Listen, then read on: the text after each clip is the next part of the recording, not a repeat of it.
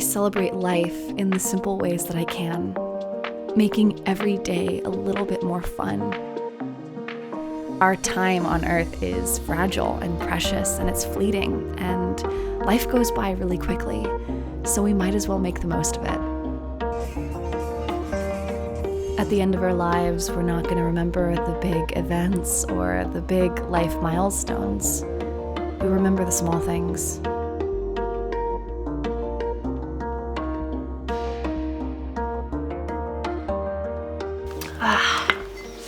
Good morning. It is a beautiful day here in Corsica.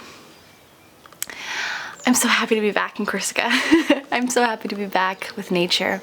I kind of wanted to share with you guys a little trick that I use when I'm stuck between two choices. It's called the circle test. And basically what you do is you imagine the two situations or the two choices that you have, and you imagine yourself experiencing and living within that experience and that environment and noticing how your body feels. How you do this is you basically close your eyes and you imagine two circles on the ground, two big circles on the ground.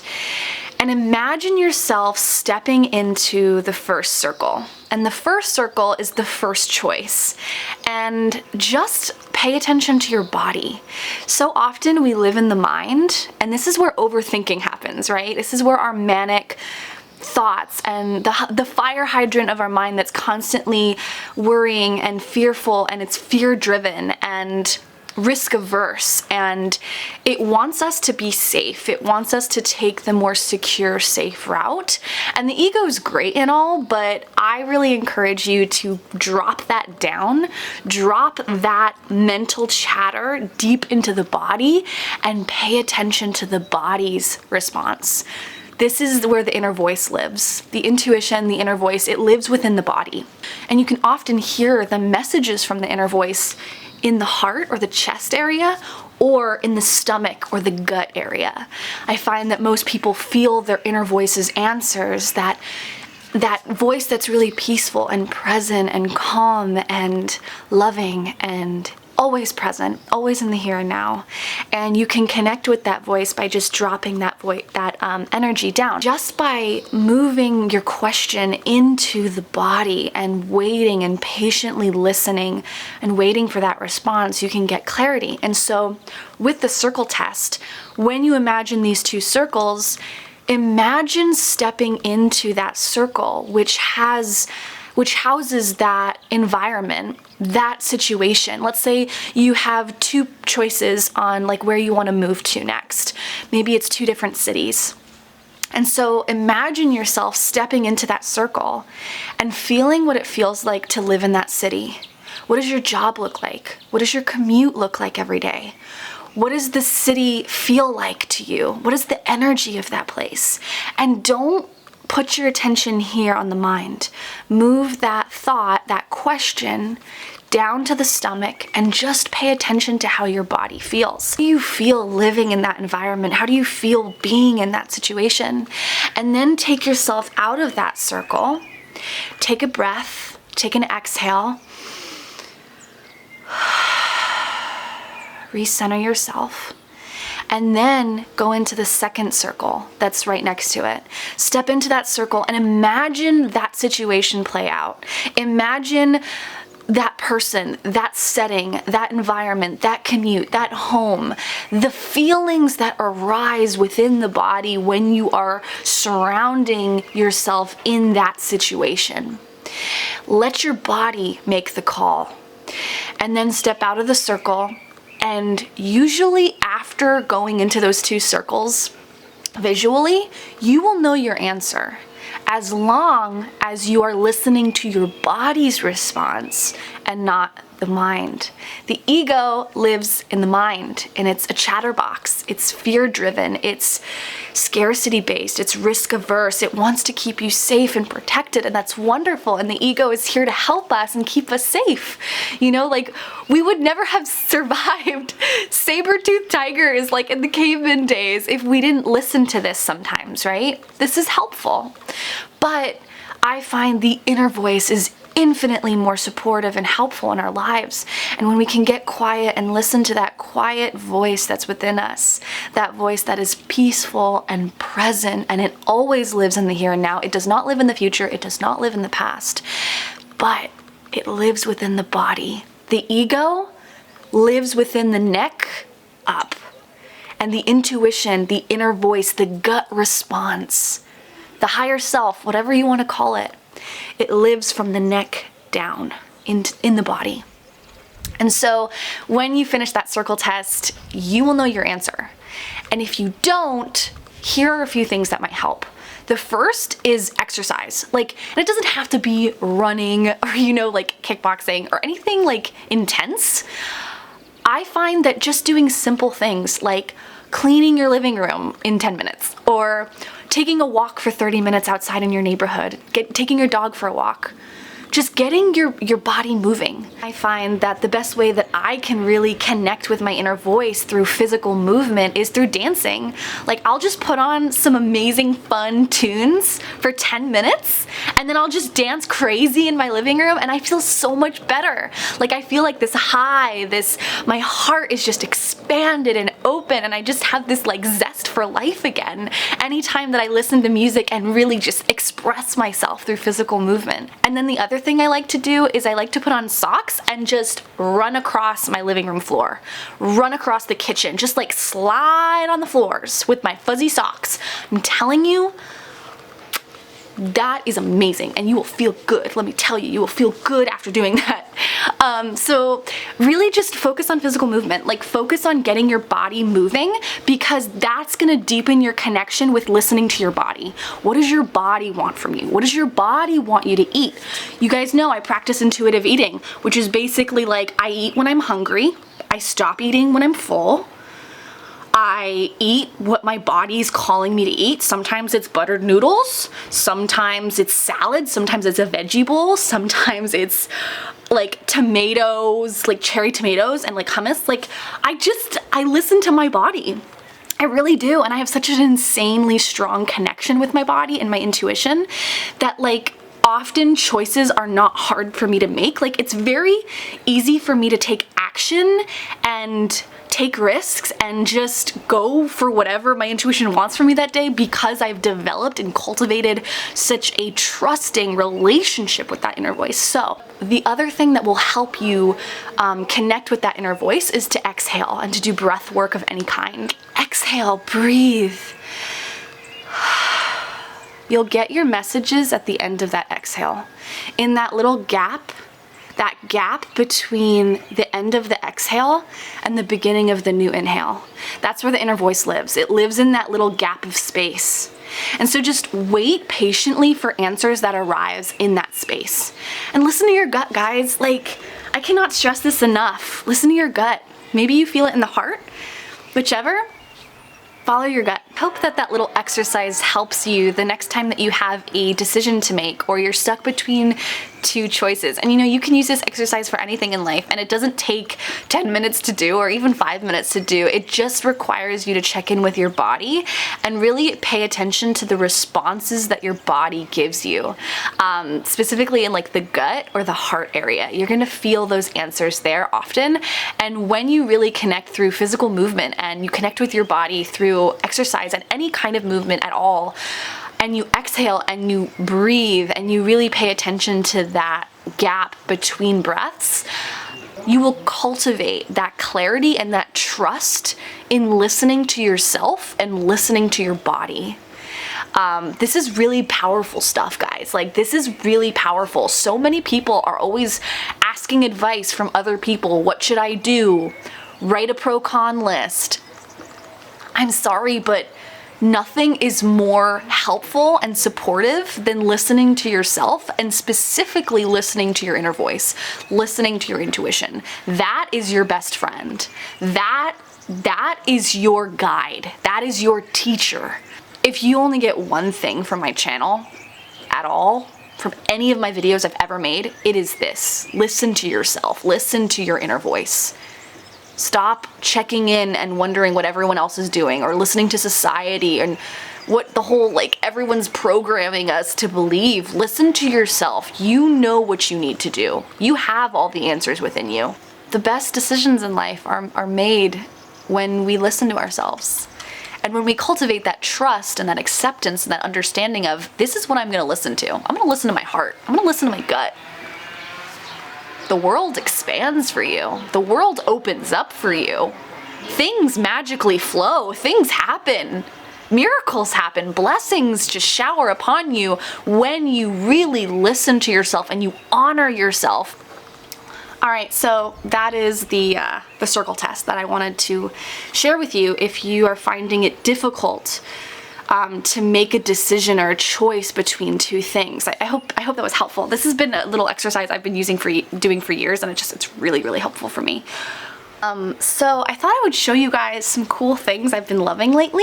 You can probably see them on my fingers, but I got these really sparkly band-aids and they're so much fun. They come in pink, purple, gold, and blue, and I got these at the store last month. Life is too short not to get yourself fun, sparkly, illustrated band-aids that have something fun that makes you happy when you look down at your fingers. Like, there is nothing happier and more joyful than fun, sparkly band-aids, in my opinion. Like, life is too short. And what's really cool is, like, anytime I get a cut or I get hurt, I actually, like, look forward to getting a band-aid. Like, every time I go to the bathroom to pull out the band-aid box, I'm like, what color am I gonna get? Because every day is a different color. Some gold, some blue, pink, purple. They're so beautiful. They just shimmer in the light and they're so pretty to look at. So Alex saw this in a shop in Bordeaux. Actually, I was having some introvert time and, like, going to the park and being alone for a little bit, and he saw this in a shop and got it for me because Alex, he understands my love and my crush for Adam Driver. My new journals. This is so beautiful. Can you see?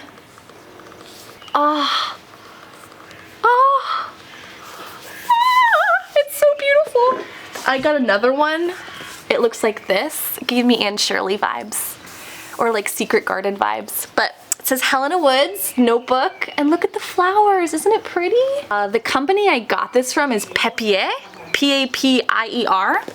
But oh my gosh, I love it. It's so pretty. These are just some of the few things that I've been really appreciating lately and loving and just finding joy in, my little simple joys.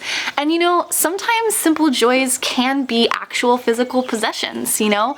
Sometimes simple joys are, you know, just looking at the sky and having a beautiful sunny day.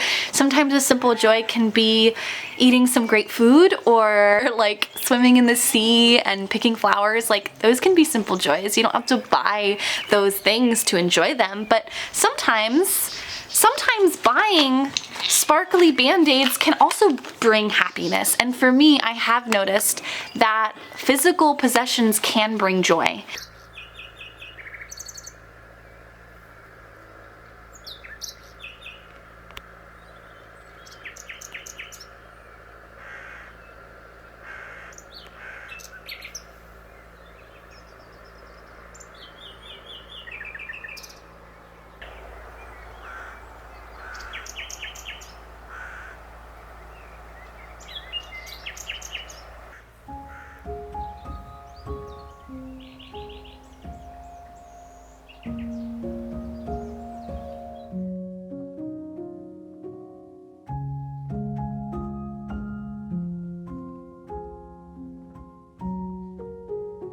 I live on an island in the Mediterranean in the south of France called Corsica, and one of my greatest simple joys living on an island here is going to the local market and getting my fresh produce with my basket that I found at an antique market.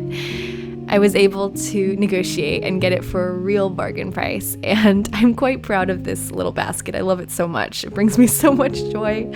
But going to the market and getting my favorite fresh veggies and fruits and the Corsican clementines, and just looking at all the colorful veggies and getting myself some tiramisu, which they have some amazing homemade tiramisu here. this weekly outing has brought me so much love and appreciation, and I'm really gonna miss this, and I'm really gonna miss living on this island, and I'm really excited to share with you guys where we're gonna be moving to, because we just found out actually, but it's been wonderful just spending this last month doing a lot of things that are fun, not taking things too seriously, not taking work too seriously, and just enjoying life, enjoying the small things about the island.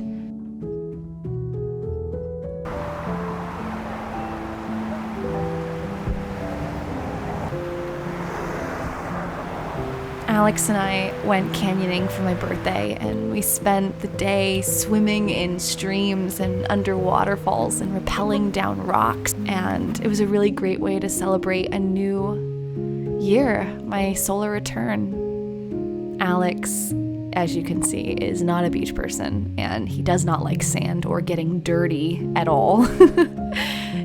I am such a beach person. I love the sand. I grew up in San Diego, California, and living in Corsica feels right at home. The plant life is similar. The sand, the seagulls, the small things that I love about beach life and island life. I'm really gonna miss this.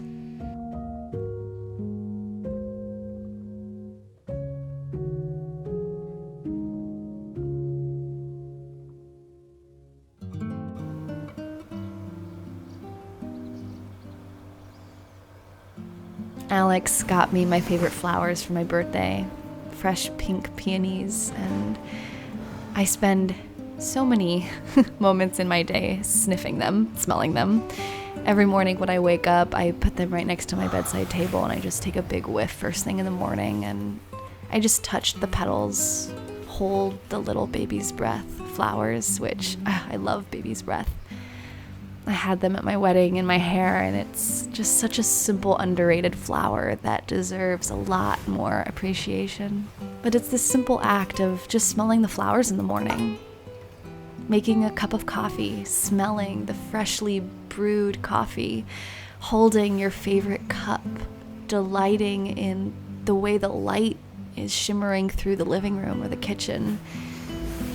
It's these things that I really appreciate and celebrate in my everyday, and I know that when I notice beautiful things, I do attract more beautiful things. And when you are in a state of appreciation and gratitude for the small things in your life, you do make space for more good things to flow in, similar feelings to flow in. This last month has been very playful and lighthearted in energy. Alex and I have been having adventures every day and going to the beach and making picnics and going swimming and getting temporary tattoos. And it's been really fun, just enjoying the small fun things. Wow! And connecting with our childlike selves.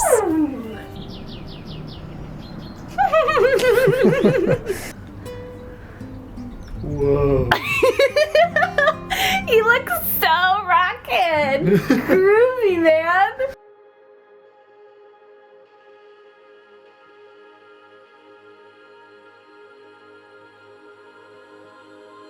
I also love daily rituals and having rituals every day that reconnect you back with your heart and your spirit and your intuition. And for me, I love waking up in the morning and smudging the house, pulling a tarot card, letting my intuition guide me to its meaning, and sitting with a candle and a cup of coffee.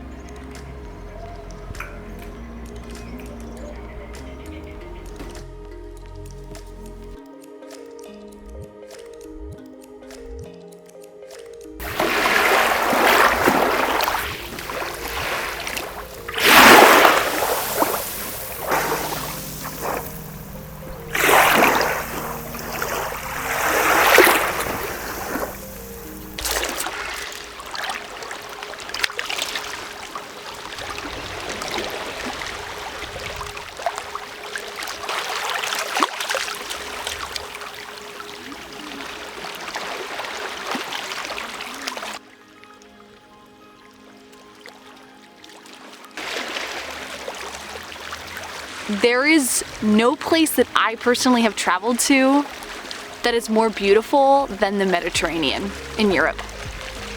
And this is just my personal preference, but the water here in the Mediterranean, in Corsica specifically, it is so crystal clear. It is turquoise blue, and it reminds me of like what the water would look like in a different galaxy or different planet. I connect so deeply with the crystal waters here. I just feel so at home here by the sea. And there are things that are hard about living in Corsica, like I get really frustrated in the wintertime because no one's here and it's just empty and deserted, and it feels really isolating living in Corsica in the winter.